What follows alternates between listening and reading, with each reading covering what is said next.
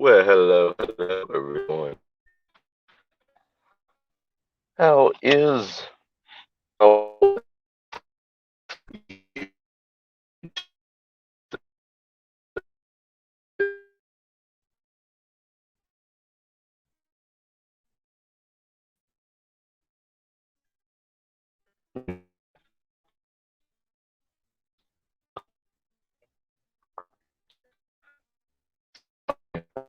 um,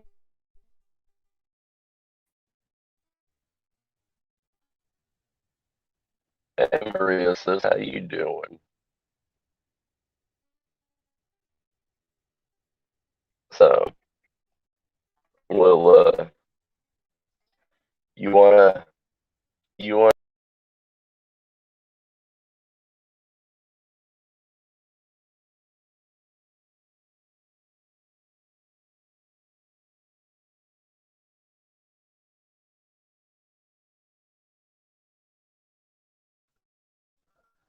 well, looks like we're gonna have some signal problems here where I'm at, but you wanna, you wanna come up here, Maria, sis, and talk?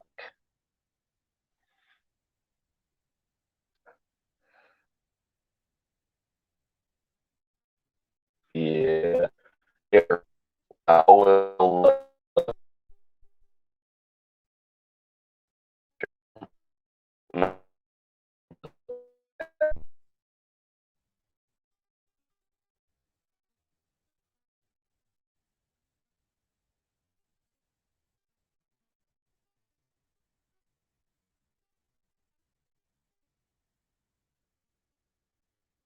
Boom. There you go, sis. There you go.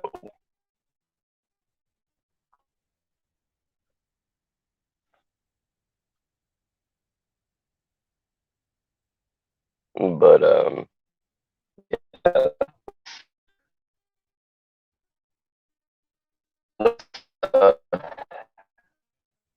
sorry, I'm getting cabin fever, so I need to get out into the wilderness and get away from being trapped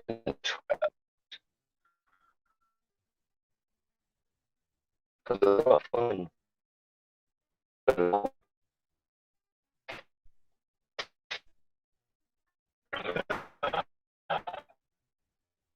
This this COVID, it's not really affecting me that bad. It's just makes me feel like I got the flu, you know. But let's let's go explore.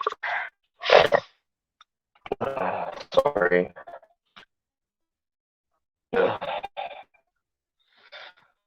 My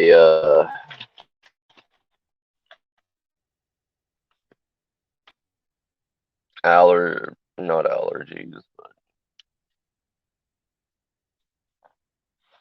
let me get my schmog on.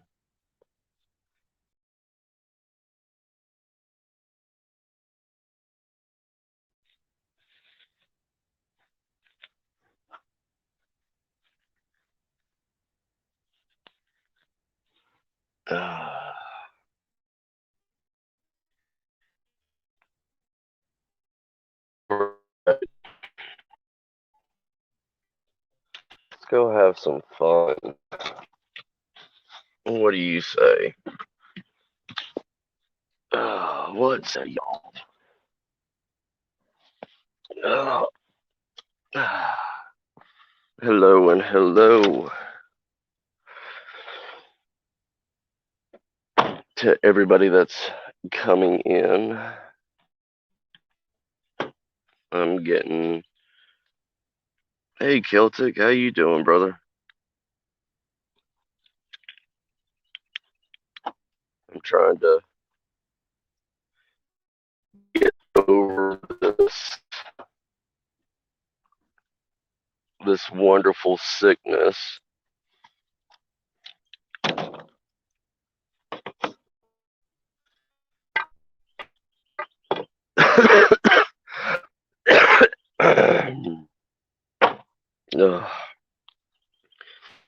How you doing, Celtic?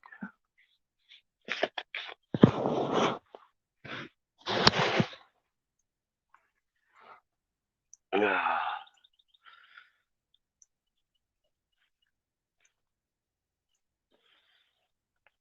understand, brother. I understand 100%. I got finally the epidemic finally hit me. Yeah, the the new variant finally got me. Um, I'm trying to get rid of it slowly but surely, And why not then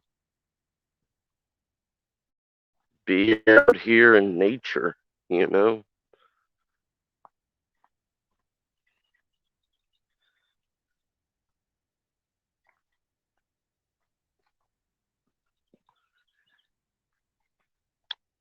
Because this is one of the things, like if if SHTF happens or the end of the world happens, you know, you're going to have to get over these sicknesses without modern medicine, without.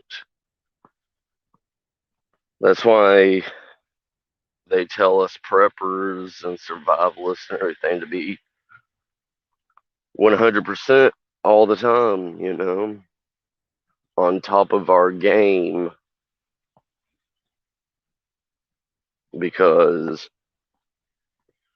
that's all you need is one sickness to bring down a community, you know, especially if you don't have enough medicine or anything to take care of it. So you have to. That's why I think, in end times or anything like that, it's better to it's better to be by yourself or with just a small limited amount of people,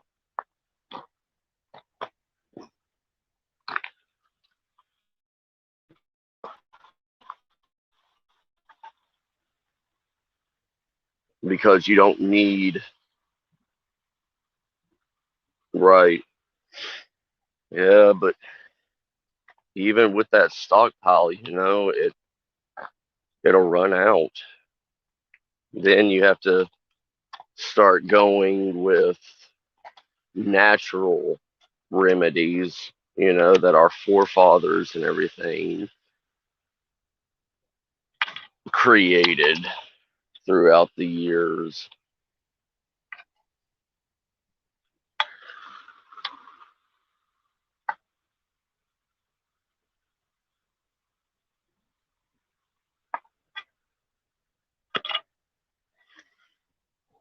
Because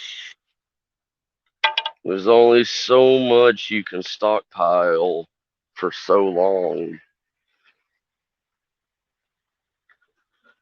and especially with limited space and everything anymore. It's you can stockpile for yourself and say your wife or your child or something like that. But even then, that stockpile is only good for so long, before before you run out of it. Hey, what's up, Nicole, sis? How you doing, Mayor?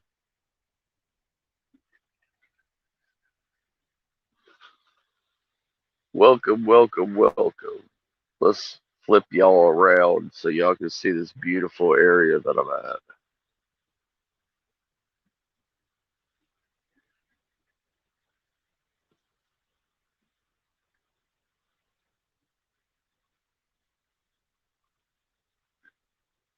Come on. There we go. Done. Yeah.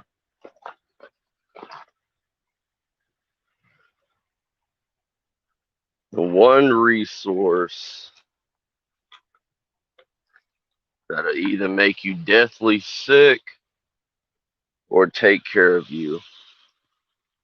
Look at this. Green algae.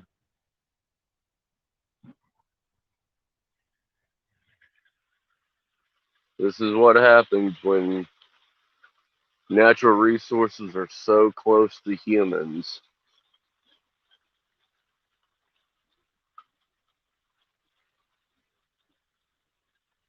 Hey Pam, how you doing? Don't worry about the trolls.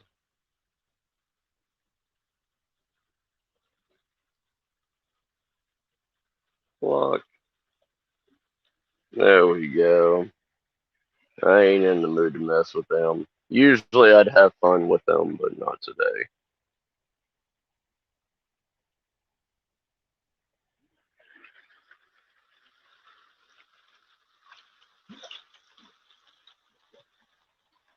It just makes you wonder, how long will all this natural resources last any longer? This used to go all the way up, and now look how dry it's became over the last 20 years.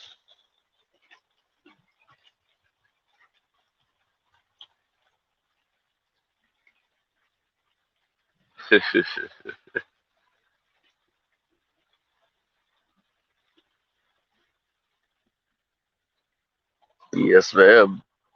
Yes, ma'am, Nicole. You could do that with a double A battery or triple A battery, any kind of small foil, anything as simple as a bubble gum wrapper. You cut it into a small strip, connect it to both the positive and the negative side, and it will catch fire if it has a paper backing on it. And there's an instant fire source right there for you.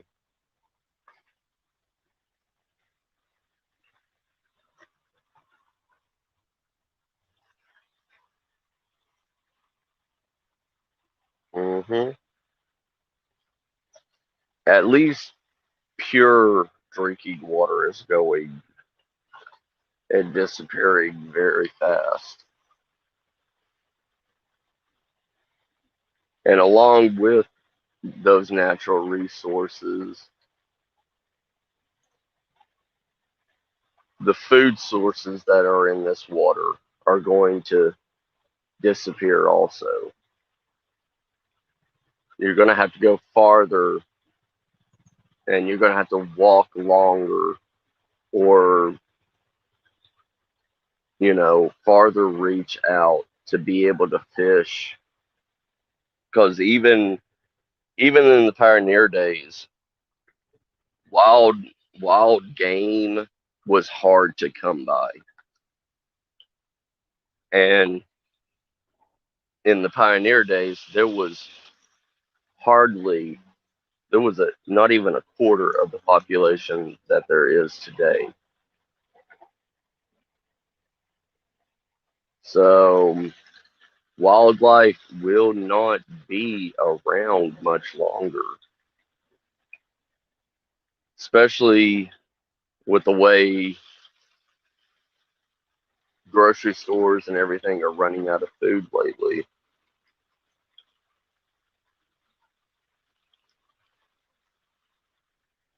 But you can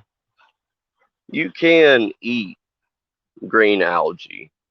I mean, it's an antimicrobial. It may look disgusting, it may sound disgusting, but in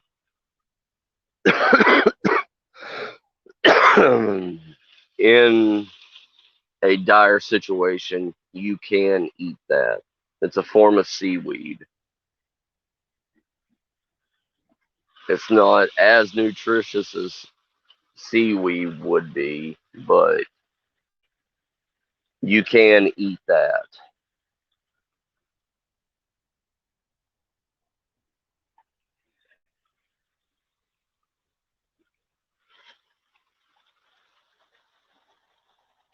So, survival techniques.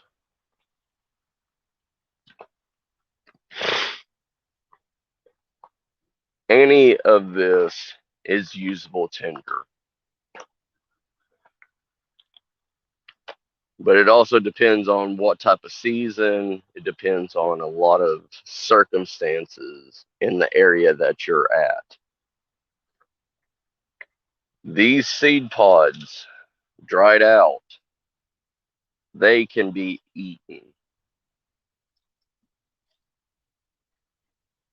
Um, but you do have to do the same process as you do with acorns and everything. You have to purge them. You have to bust them open. You have to soak them in water, drain that water, soak them in water again at least 3 times, and drain it. Then you're able to boil it like pinto beans. So, and these are what we call Masaya beans. They're kind of a cousin to mesquite beans. Um,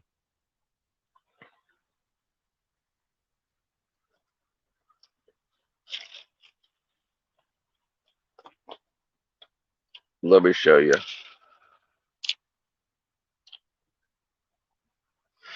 Let me show you what they look like.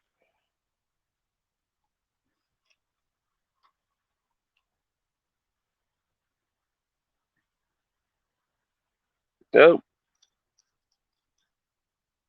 oh, give me one.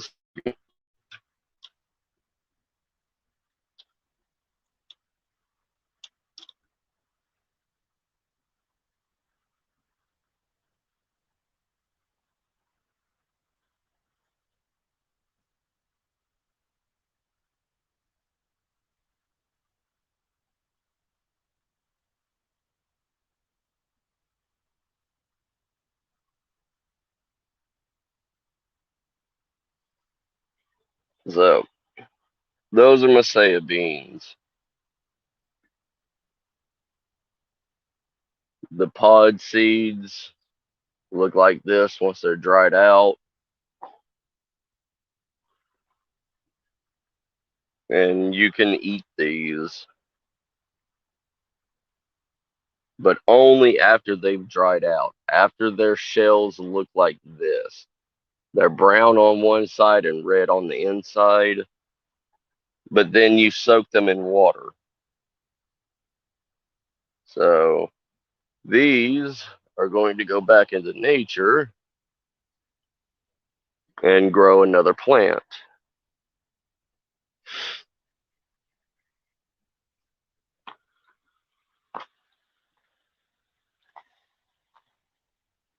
Same thing with trying to find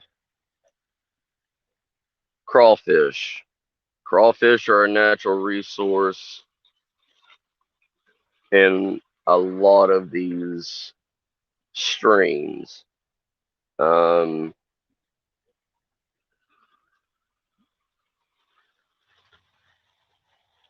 the best way, the best way to capture crawfish is because they hide under the rocks and everything is to make a steel trap or a fish, like a fish netting trap, and put beans, like those Masaya beans in it, or a small piece of like jerky, and just leave it, set it, let it do its job. The crawfish will crawl into it.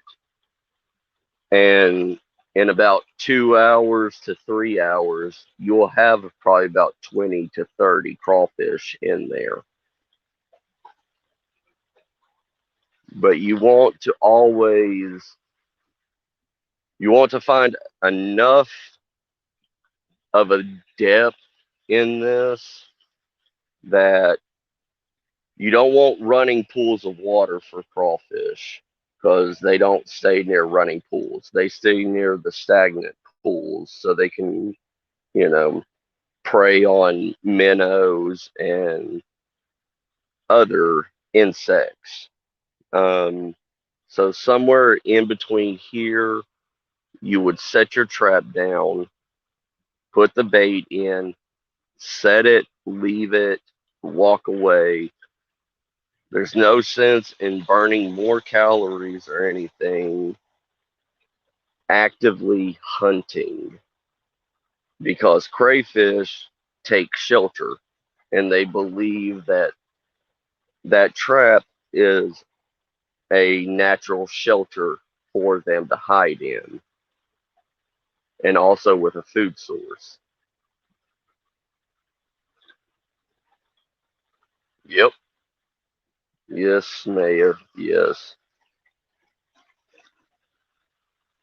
The reason why the dog food works so well is because once it comes into contact with water, it's like chum, and the smell and small fragments of it will lead fish to that area where the main dish is.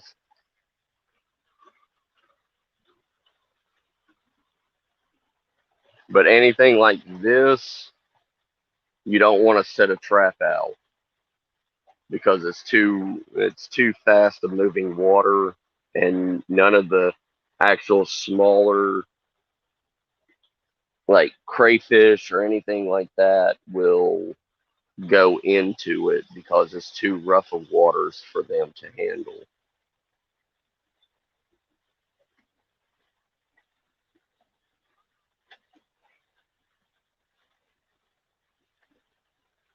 Nah, we don't freeze it over here in Texas. We don't freeze during winter. I mean, we can get down to freezing weather, but it's rare. And if it does, it's usually thawed by in the morning. Because like right now, it's around 70, 75. We don't really ever worry about our water sources or anything like that freezing up at all.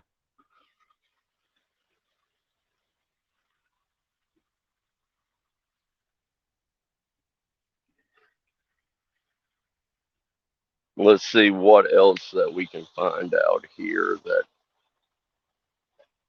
is a good survival source.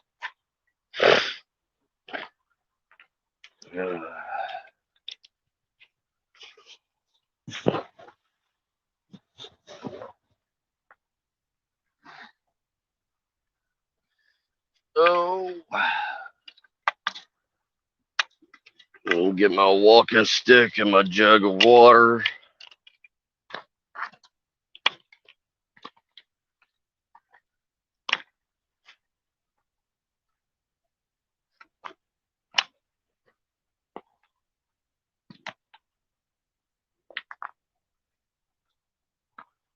Yeah, see, there's about 5 plants that's producing the beans. The other ones out here are dead.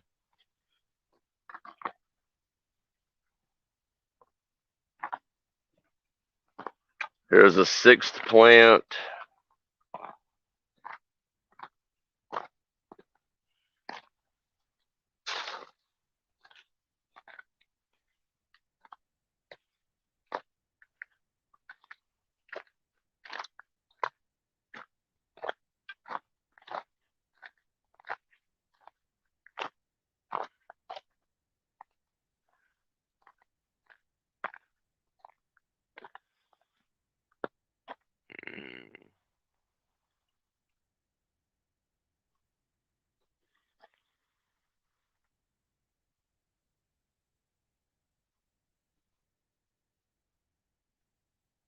Yeah, yeah. That's one of that's one of the major food sources out here. Plus, we have what's called prickly pear cactus out here. Those are the two main wild edibles within that you can take back to your homestead and grow also.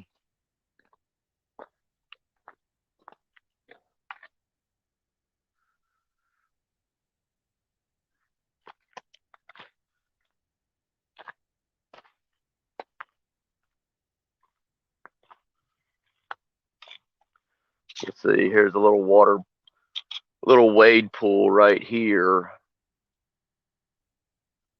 We do have freshwater crabs out here, which are very, very rare, but they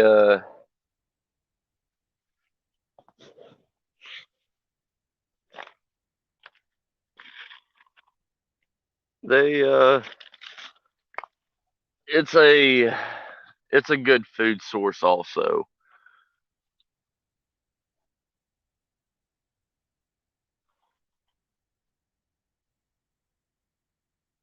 Oh, you're looking at Texas, brother. I live in San Antonio,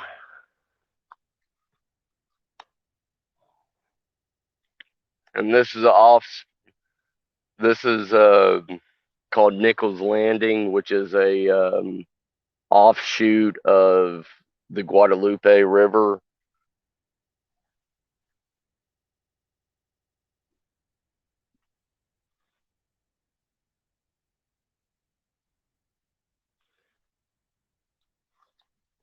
See,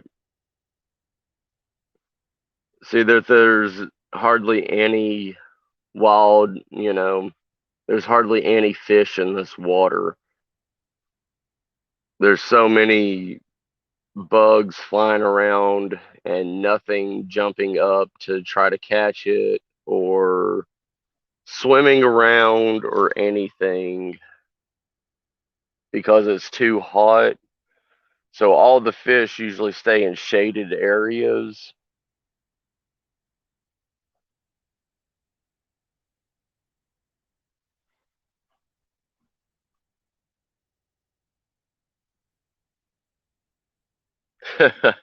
Nice, brother.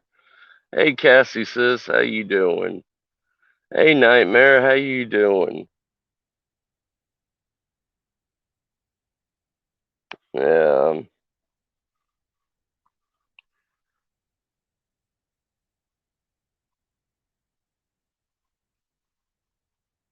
Alberta's nice. I want to go there one time. I want to go and check that part of the land out.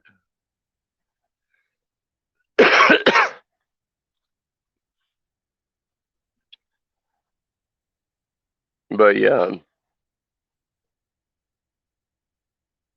all this green algae, it's edible. I wouldn't go to it as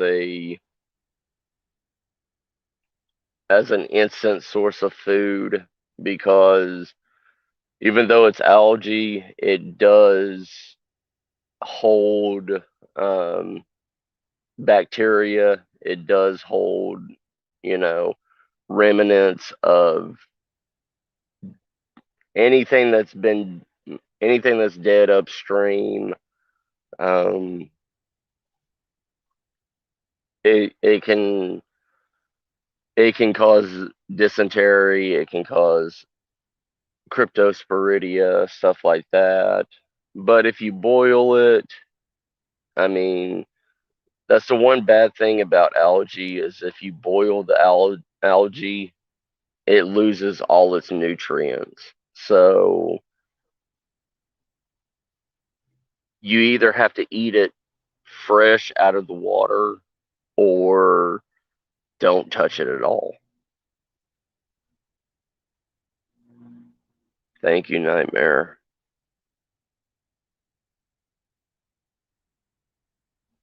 Sorry, I got COVID, so I have to take a few little breathers and sit down for a minute. I'm trying to get back to breathing right and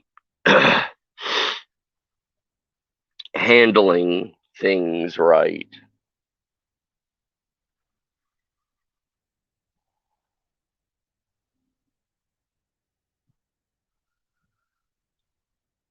I've already had it for a week and it's lightening up, but I still feel the after effects, you know.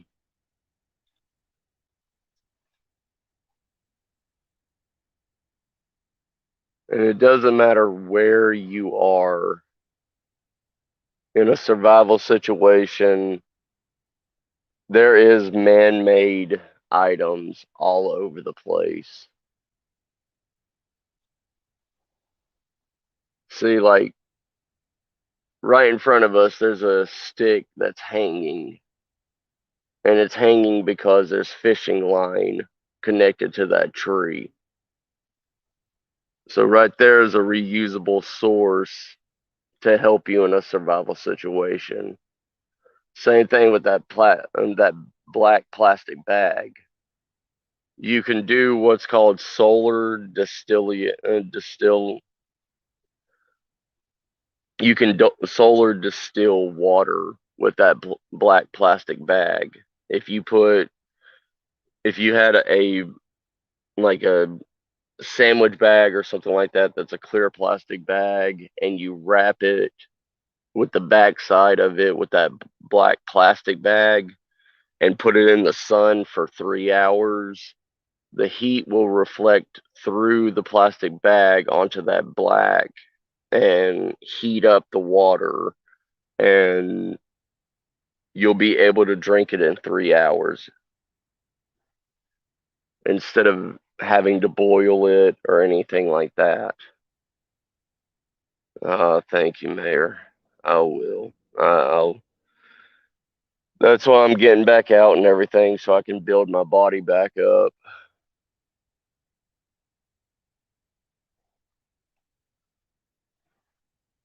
But survival just isn't about what you carry with you, you know? Because there's going to be things in your survival or your haversack or your 72-hour bag that you don't have for specific situations.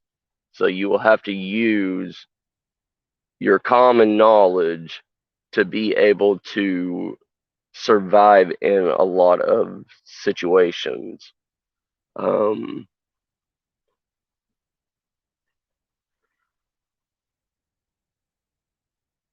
just like being able to distill water, make it drinkable. I mean, this water, it is running, it's not stagnant or anything like that. But I wouldn't drink the water that's closer to the edge, like the water here. I would drink out probably about 10 foot into the water where it's constantly running because that's purified water. It's already been purified by the rocks and the soil and everything that it had to come through. So that's easier to drink, especially if you're in an area like this and you're trying to survive where you constantly have a water source. Because once you've had dysentery, you can't get it again. Um, so the only thing that will kill you with dysentery is the diarrhea and the dehydration. So if you're constantly in a water source where you're constantly replenishing your water, you're able to bypass that dysentery and you're able to stop the dehydration, and you constantly have a water source here because water is more important than food, hands down, in any situation. Hey, Steven, brother. In any kind of survival situation, I would rather find a water source before anything else. I can survive in natural climates. I can survive without food for a certain amount of days. And I'm a type 1 diabetic. I need food. But the thing is, I also get dehydrated a lot quicker than a normal human. So my first concern is always getting a source of water, no matter what. So something like this is perfect. This is a perfect area because you can always trick your stomach into being full by drinking water and expanding your stomach and keeping your stomach expanded. Because the problem is without food your stomach starts to shrink. So that means you're not able to take in enough water, you're not able to take in enough food to survive. So as long as you are constantly keeping your stomach at the same expansion, you're able to eat, you're able to digest, you're able to go without experiencing hunger pains. So no matter what, on your number one, because a human can only survive 3 days without water before you die, and you do not want to go into day two or day three without water. Because once you hit day three without water and you try to drink water, you're automatically throwing it up because your body can't handle it and it can't process it, and your organs are already shutting down. But you can go 3 weeks without food. Some people can go longer depending on their body mass.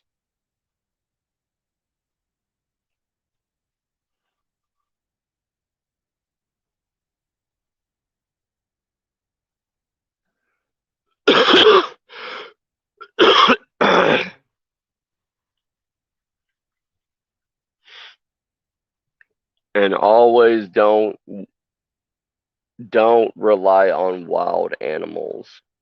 Don't rely on wild meat, because I'll tell you one thing, that's the one source of food that you will rarely come across in a wilderness survival situation. And also, you also have to find food to bait the rodents or anything else to trigger a trap, like a deadfall trap or anything. Take care, Mayor. Thank you for stopping by. I'm sorry, Nightmare. But yeah, if you believe that you're going to go out into a wilderness situation without anything and survive on wild meat or well, wild game or fish or anything like that, good luck. Because like even here, the whole entire time that we've been sitting here, there hasn't been a single fish that's swam by. So that means in the last 20 minutes that we've been talking, there hasn't been a single spot of food that has came by. So that means you don't have anything to eat. But you can make spring traps to fish for you. That's if you have strong enough string, a good enough hook. Because here's the thing, a small hook will catch any size fish. A big hook will only catch big fish. So something like this stream you're not going to find a 5 to 10 pound fish. You're going to be getting maybe a half a pound to a pound fish, if that. So you're going to need, more than anything in a survival bag, always pack small hooks. Never pack big hooks.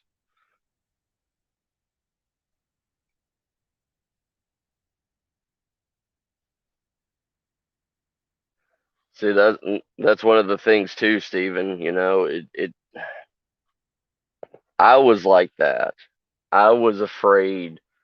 That that's why I took survival seriously, because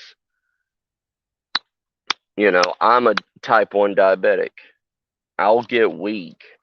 I'll get sick if my blood sugar is either too high or too low. And I need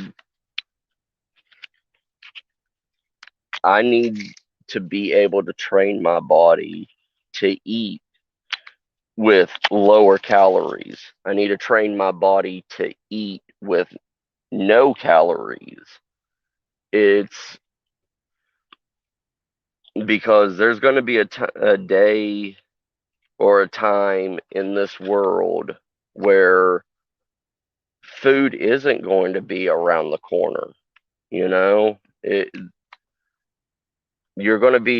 you could be in a situation where you have no cell phone, where you're trapped on a back road somewhere, and you don't have the ability to reach out to anybody. Hey, Tammy, sis, how you doing? Oh, you can't eat fish.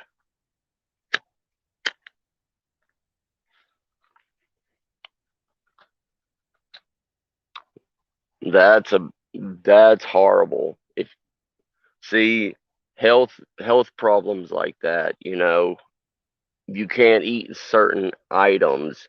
It's like people that have a peanut allergy, like a nut allergy. They can't eat acorns. They can't eat, wild peanuts. They can't eat a lot of this stuff because it will kill them. So you have to look at all the wild alternatives to be able to survive in a situation like that. Good, I'm glad, sis.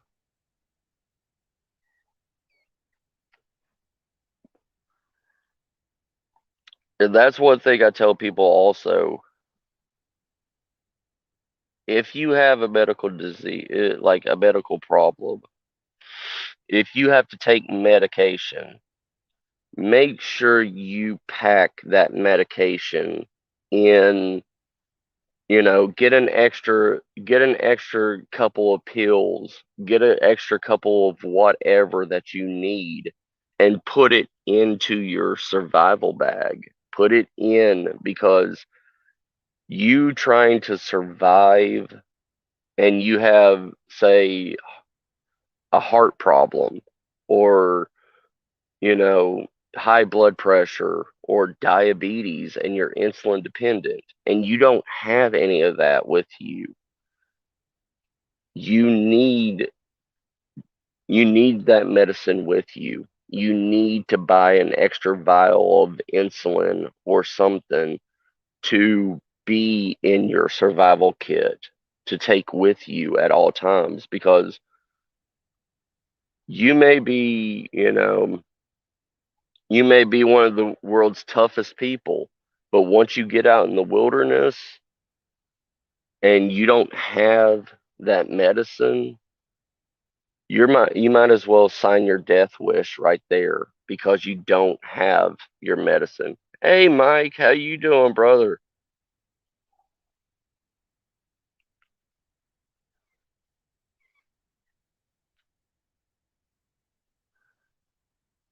Right.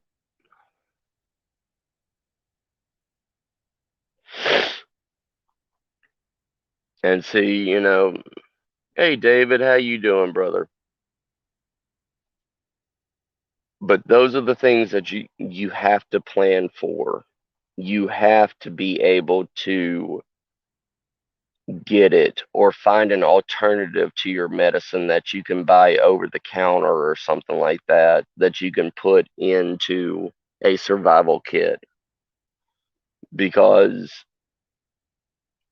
it starving to death is one thing, but dying because you didn't have the medication that you needed is another problem.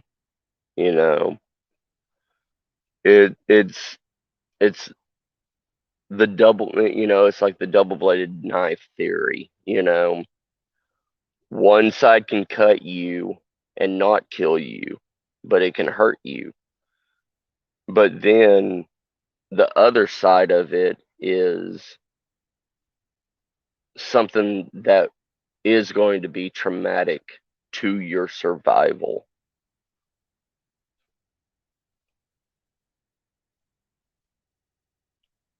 That's good, Tammy. See, that's the stuff that you need, the alternative medicine that you can put into a survival bag that isn't your normal medicine. Something that you can take that will help you in whatever, because it's not just wilderness survival that you need this medicine.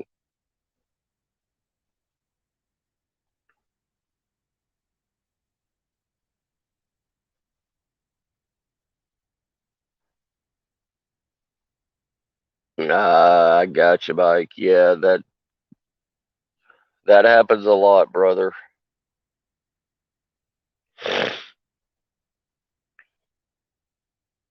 But I'm glad you were able to take care of that situation and get home.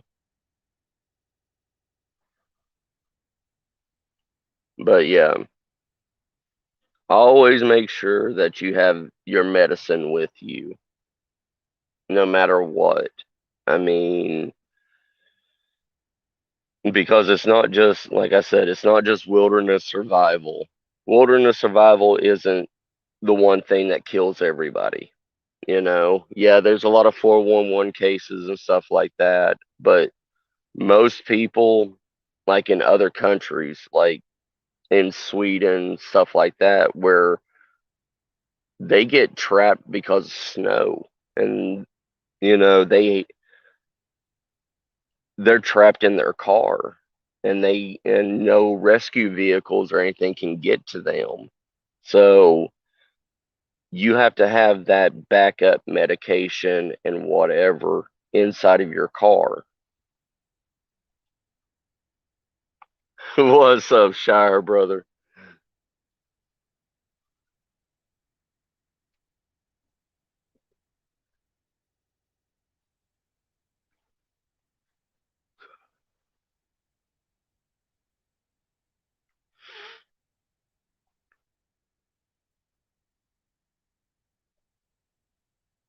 See, that's a problem that I have, Celtic. Like with my insulin has to be refrigerated. Um,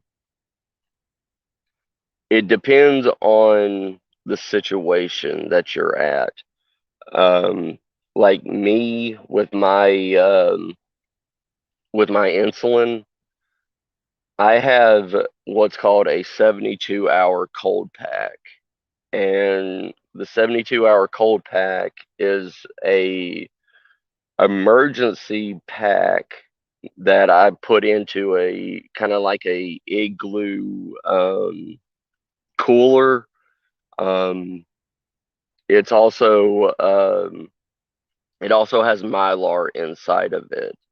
Um, it will stay cold for 72 hours straight, and you can plug it into your car or a energy source to refreeze it once that 72 mark happens. Even after the 72 hours, it'll stay cool for another 24 hours after that. Um, you want to look at those alternatives to be able to, keep your medicine refrigerated.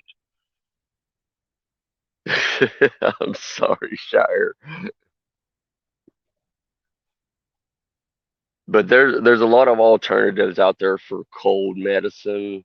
Um, and if you have to, spend the money and get a Yeti cooler.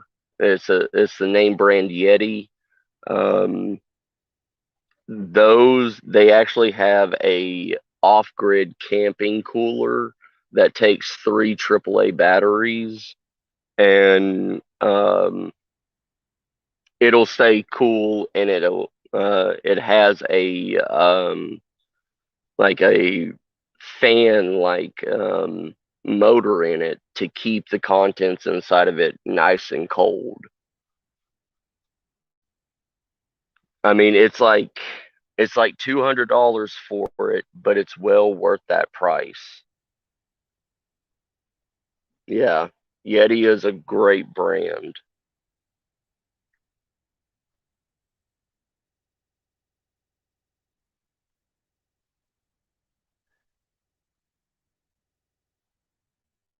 Yes. Well, gold and silver, gold and silver to me, I don't I don't stockpile gold and silver or anything like that. I stockpile usable items. I mean, because for one, you can't eat gold, you can't use gold, you can't. It's only a value metal. Same thing that goes with silver or gems or anything like that. That stuff is for to collect after the doomsday happens, when society starts to rebuild. But more likely in any kind of doomsday scenario, more people are going to go into a bartering system of usable items. Say say a box of 9 millimeter ammo. A box of 9 millimeter ammo would be able to buy you food, would be able to buy you clothing, would be able to buy you, livestock or seeds. Same thing, vice versa. If you have a stockpile of, heirloom seeds, or if you have a small homestead, you can trade food for, other usable items. Um, Gold and silver is just for the materialistic traders, people that think that they're going to be rich when society rebuilds. But in reality, in a doomsday scenario, society is never going to rebuild. Hmm. Oh, I'm not disagreeing with you, Shire. I'm just saying, just just being in the southern states, in redneck states and stuff like that, people would offer stupid things for my grandfather's moonshine instead of money. Like my grandfather, he got a brand new truck for a case of moonshine.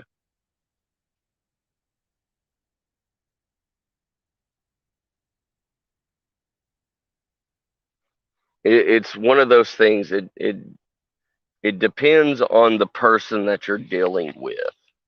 Um, if you're dealing with a starving individual,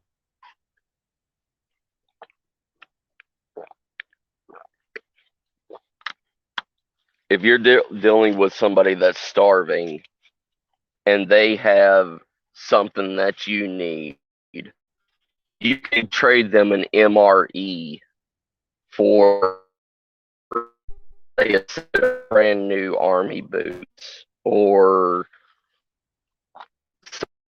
something of equal value because they're starving and they need that food source.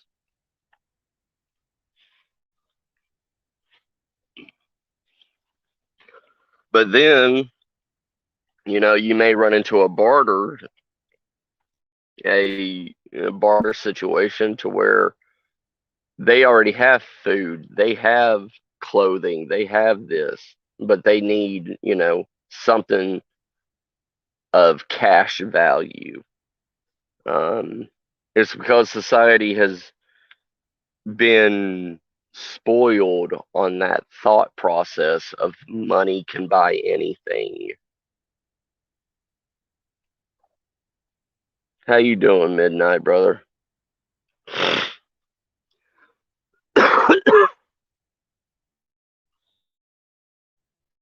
Sorry.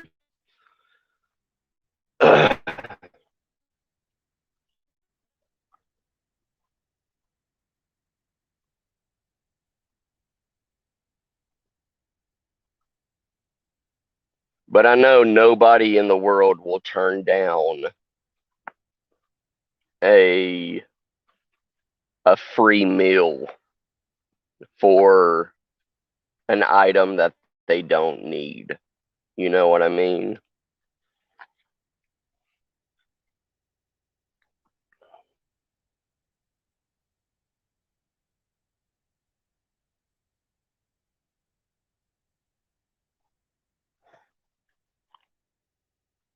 But that that also goes to show what traders are have been in civilization for far too long in big cities compared to hunters out here that need ammunition, that need shells, you know, because shotgun shells can be reused over and over and over again, or bullet casings.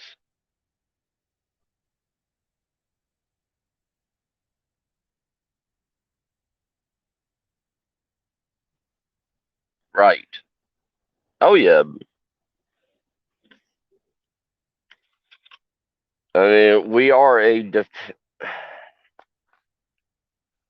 we're a dependent society anymore.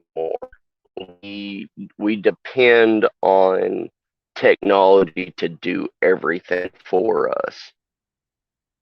And when it comes down to if the world ends, if we don't have power, if we don't have internet, if we don't have anything like this, the world will go into a major, especially with the newer generations, the younger generations, that all they've ever known is computers or video games or anything and never once set foot outside like here. They won't know what to do. And that's the first generation that would either kill or rob or do whatever to get what they need because they don't understand.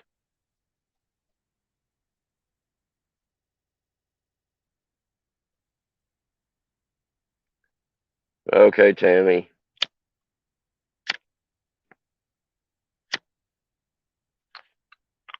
Well, that's good then. Maybe it was just your medication that made that happen.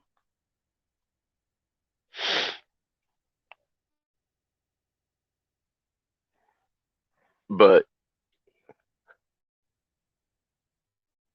this world is going downhill too fast, and there's not enough older generation that's around to teach the younger generations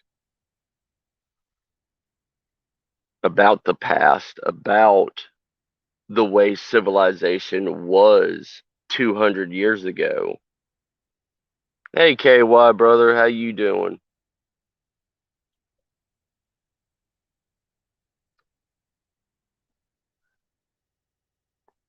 Civilization today does not have the same mindset as it did because we haven't had to worry about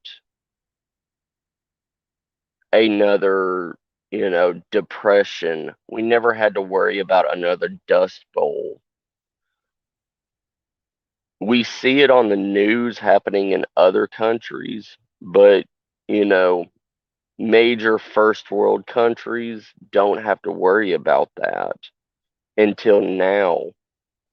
Like you go into the grocery store now and half of the shelves are completely empty. You know,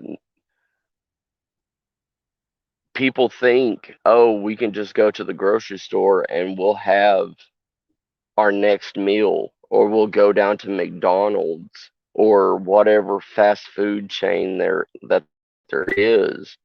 And all we need to do is just throw money down and we have food.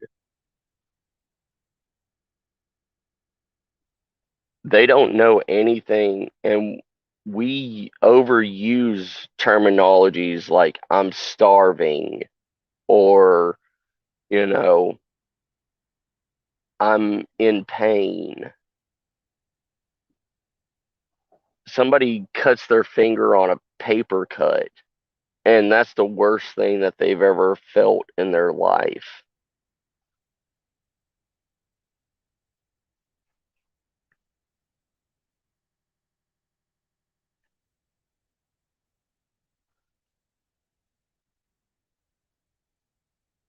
But people don't understand how a hunger pains will affect you, how actual starvation will hinder your ability to think, to do the most minute task, because you cannot think properly. You can't think straight.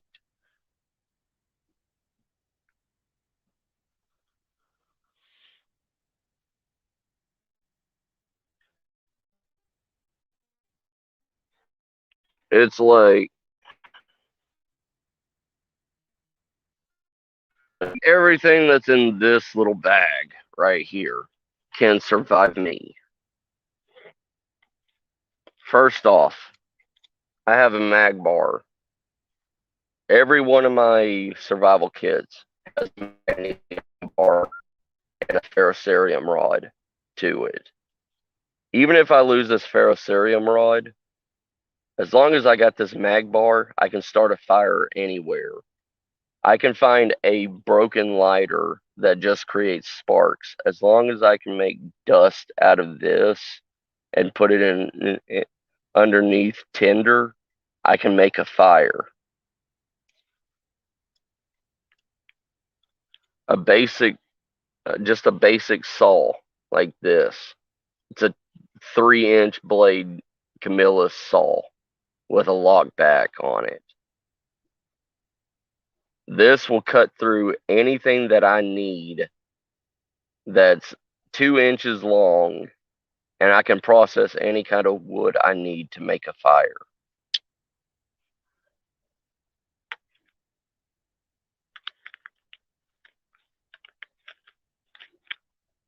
This this is a coffee filter that you can pour hot water over, and it sits in the cup, and I can make anything from blackberry tea, I can make acorn, I can make dandelion coffee, anything with this.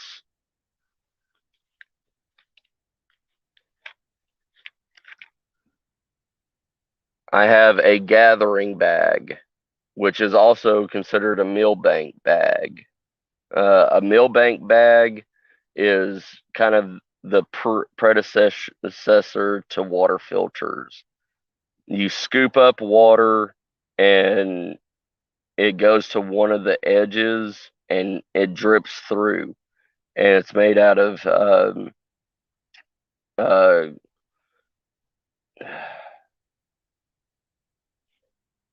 like tarp. I like kind of like a filter material, and it will filter out all the water that I can use to boil. I have a tarp in here. I have a I have a chill gorilla tarp in here.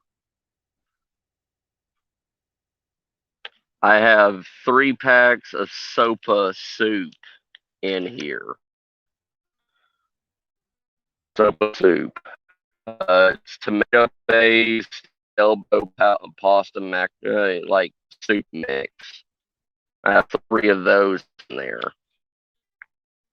One bag can feed up to 4 people. So I have 4 meals out of that. I have gloves because gloves, you don't want to be breaking anything with gloves. Without gloves. I have tent stakes in here. I have a dry bag. Dry bags are a multi-purpose item. It's a 2-gallon bag. I can fill it up with water, take it with me. It won't leak out. I can also put stuff in there to keep it dry and keep it weatherproof. But most of the time, I just keep that dry bag in there to gather 2 gallons of water, and I have water with me at all times. Yeah, yeah, you can. That's one of the things for Viagra.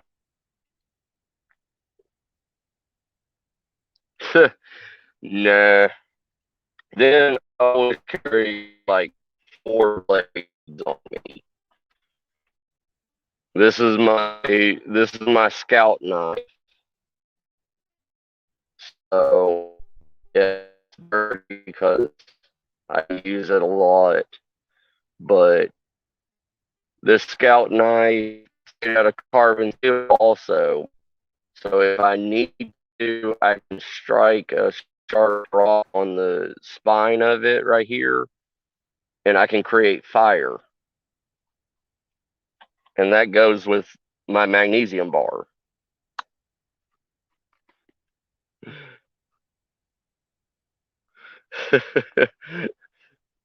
Yes, I have gorilla. I have a pocket gorilla for protection.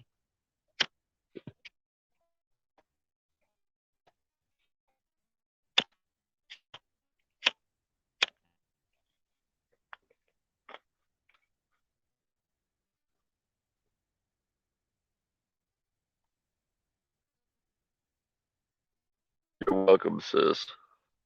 But don't get me wrong. Man-made items, man-made items are helpful. Man-made items good you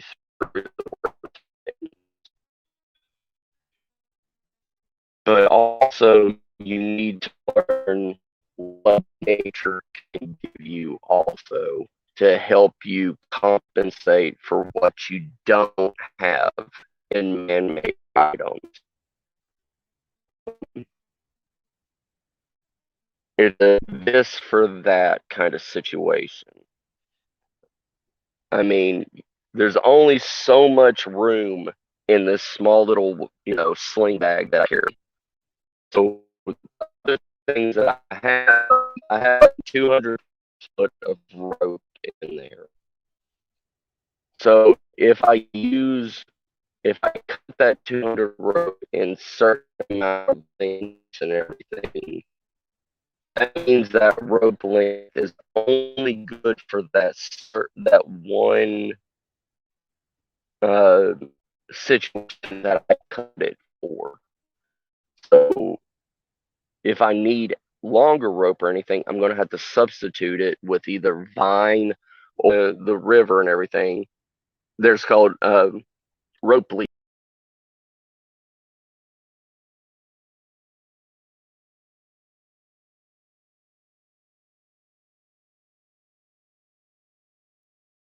So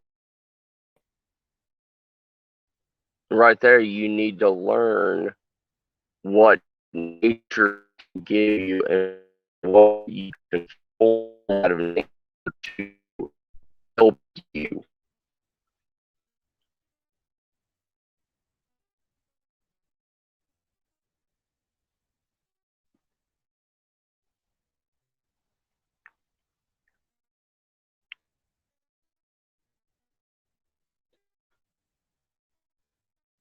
Because in here, it's going to give me water, it's going to give me fire, it's going to give me shelter, it's going to give me food. Then there's other things, like I have a small med kit in there just for typical scrapes and cuts and stuff like that. It's nothing to help me if, you know, if I if I fall off and I nail my leg with a stick, I don't have a kit or anything in this.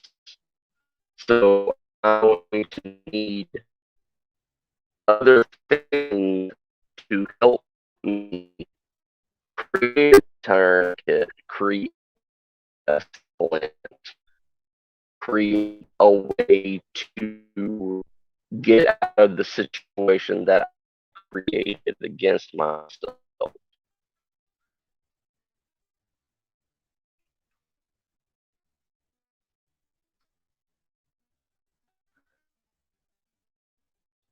Because nature will help you, but nature will also take away from you. Nature will also heal you.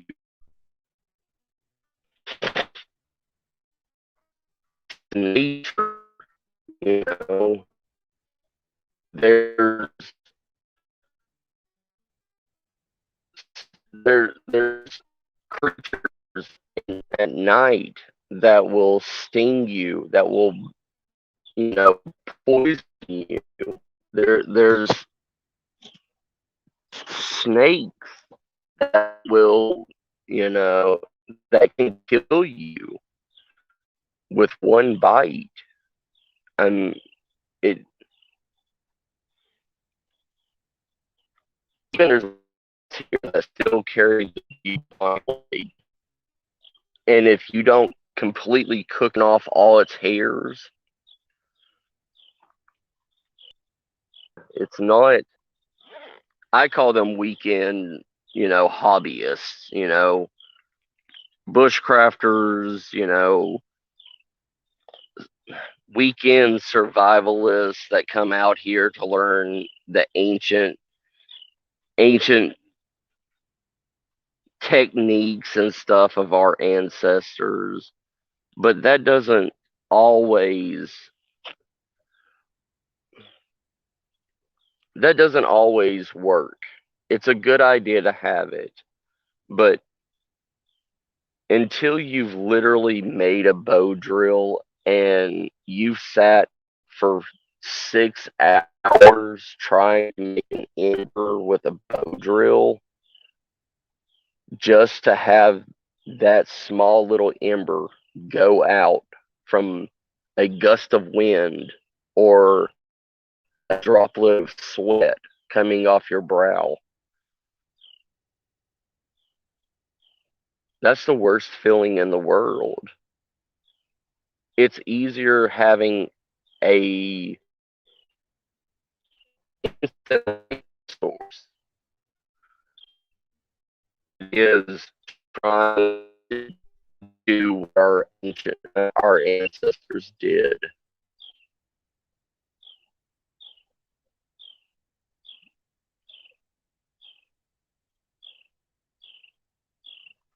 That's why when matches were invented, our Native American ancestors took to matches in a heartbeat because it was an instant fire.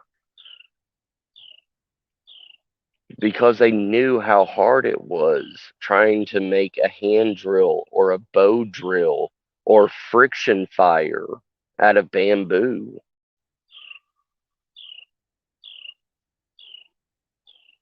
that stuff takes calories. You burn through calories doing that. And when you don't have the calories to spare, there's no sense in doing it at all because you're putting yourself in danger.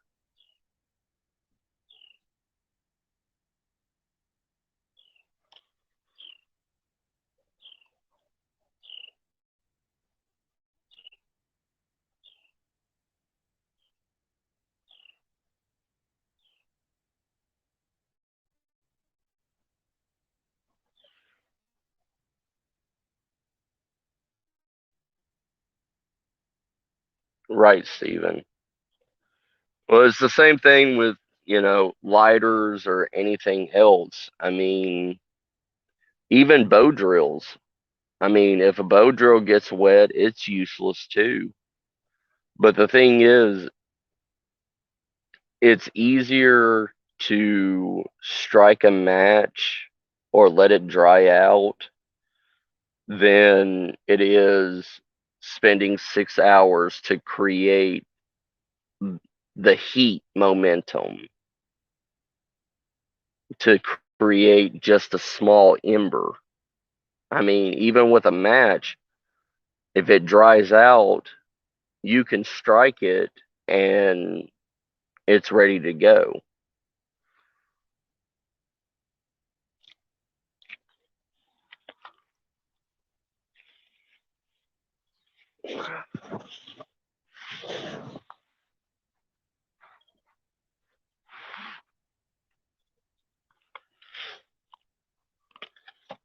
It's like, oh, what did what our European ancestors created? Liquid sulfur. Sulfur would work in a moment's notice. Like all it needed was oxygen to create the fire. But it also had, you know, backfires to it. I mean,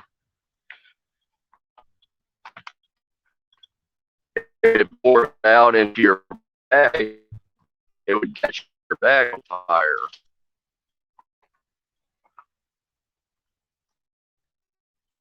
There's pros and cons to everything.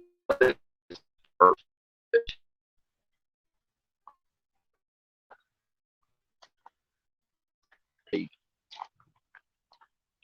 It you may have the most expensive stuff in the world. A lot of things that man has made helps, but it also can hinder you too, you know, especially in nature.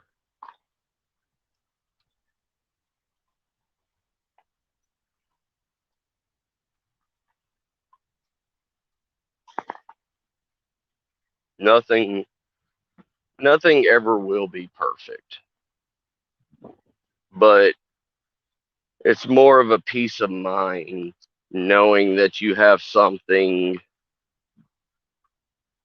that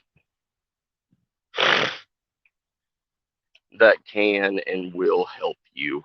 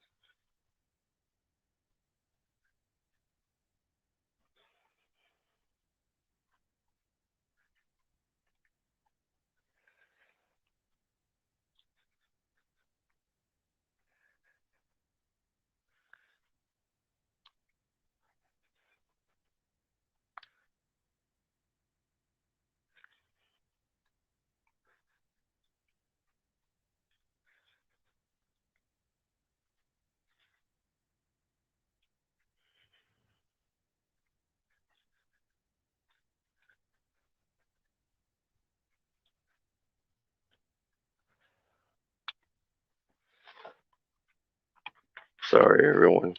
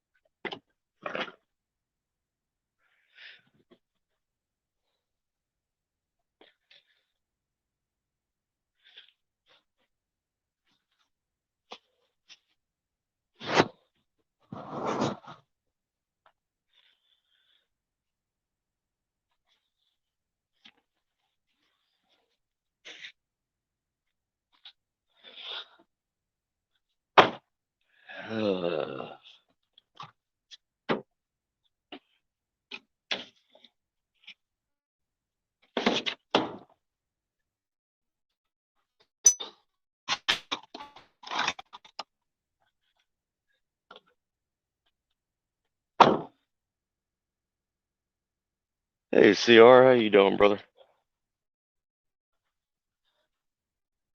All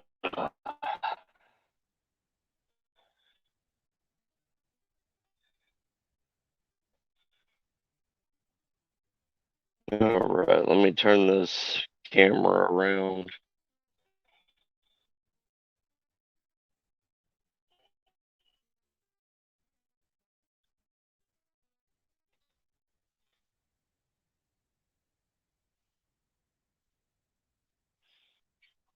All right. So, yeah, I mean, nothing will. Oh,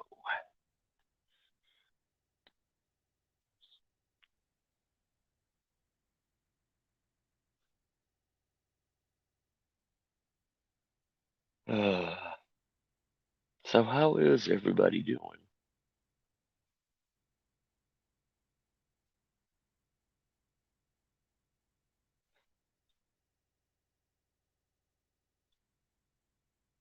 Nice, Tammy.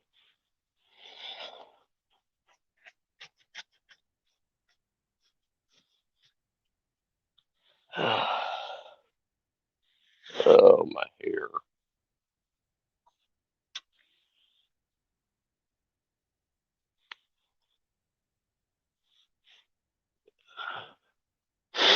This is what happens when you wear hats all the time.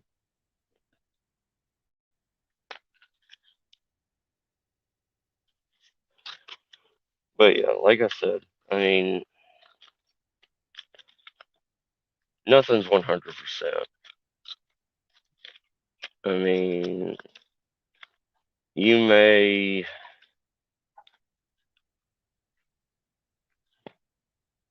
you may buy the most expensive piece of gear. You may have all the expensive gear, but it for one, it doesn't help you if you don't know how to use it. For two, it can break on you. For three,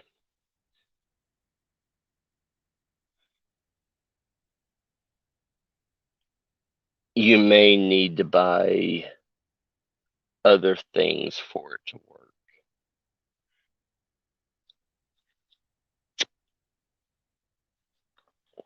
Yeah, I'll do a panel here in a minute, CR.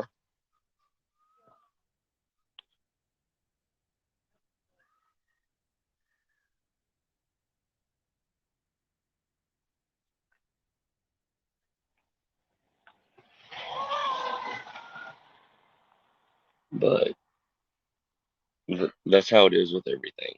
You know what I mean? It's you may think it's the best thing that since sliced bread, but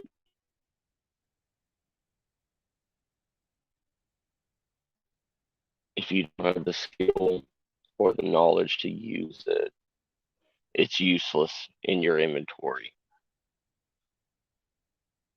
Um,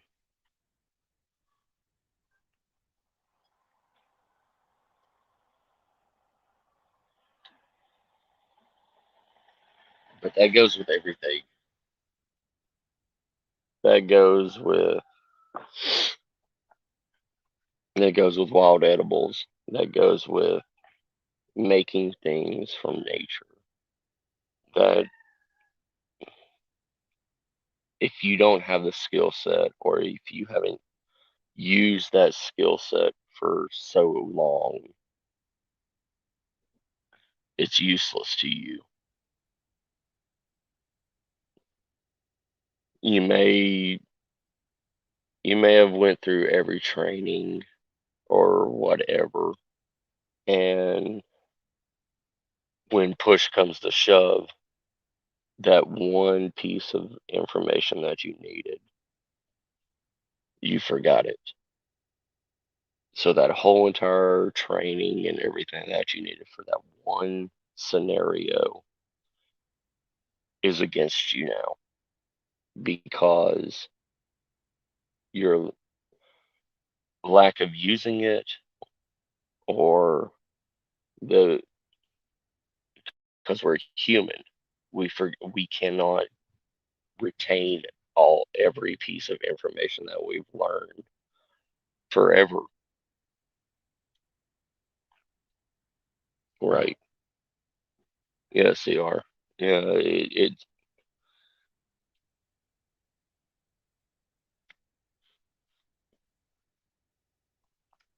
that's one of the things, it could be a hindrance to you. It can,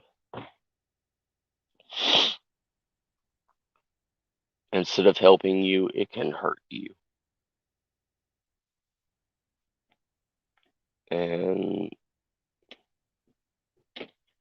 none of us want that situation. None of us want to be in a situation that we've trained for and we've prepared for, and all our information that we've studied go to waste, you know,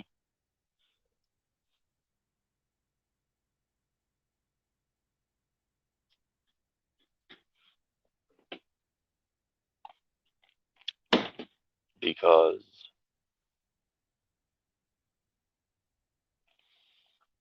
dying for something that you should have been able to survive makes you look like a fool, you know, and makes people question, why did you train for so long and stockpile for this and have all this gear and none of it helped you?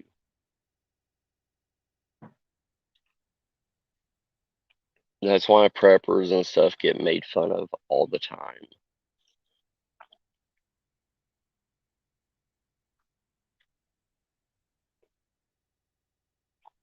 because there's preppers out there that have been prepping for a specific cataclysm event for the last 30 years, and it's never happened. And it's like everybody during the 50s setting up nuclear bomb shelters and all this stuff, and come to find out that it was never needed. And these people moved and left their houses and all this stuff, and still have stockpiles of food in them. Like, there was a article in Montana like 2 years ago. This young couple bought a brand new house, and they're, well, new to them house, and they were in the backyard cleaning up, and they found a hatch, and they opened it up, and went in there, and it was a nuclear fallout shelter in their backyard. And there was stockpiles of food, you know, and everything from the 50s in there, like wind up radios and flashlights and gas masks and all this stuff in there, and never touched. And it just seemed like these people just forgot about it and sold it.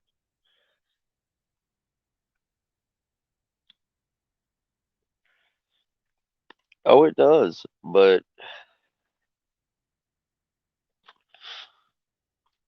the thing is look how much money that those people spent on preparing for a situation. The original owners, how much money the original owners of this property spent on something that never happened. Thousands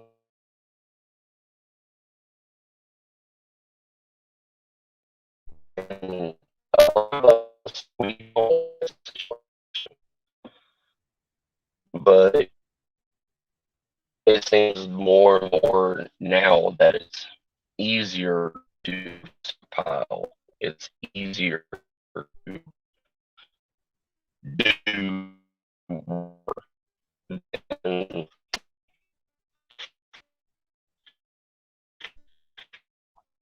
uh,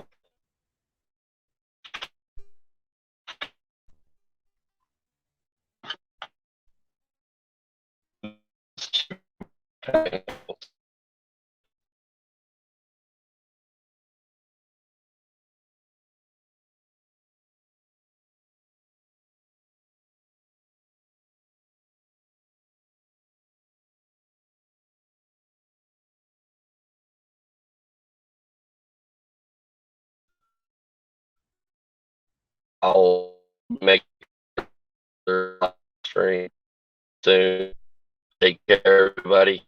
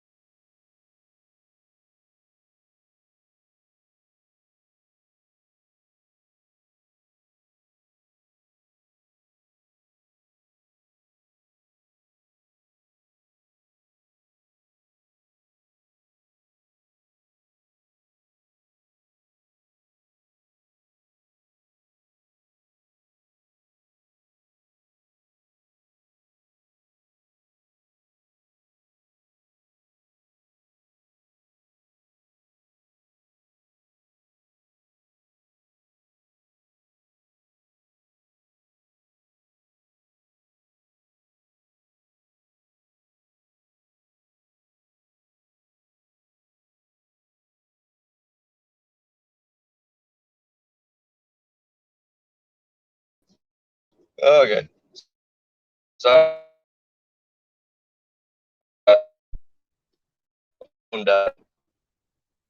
but anyways, I'll do another stream here later, and an open panel and stuff tonight. So, all right, take care, everybody. I love y'all. Y'all have a good one. Bye, fam.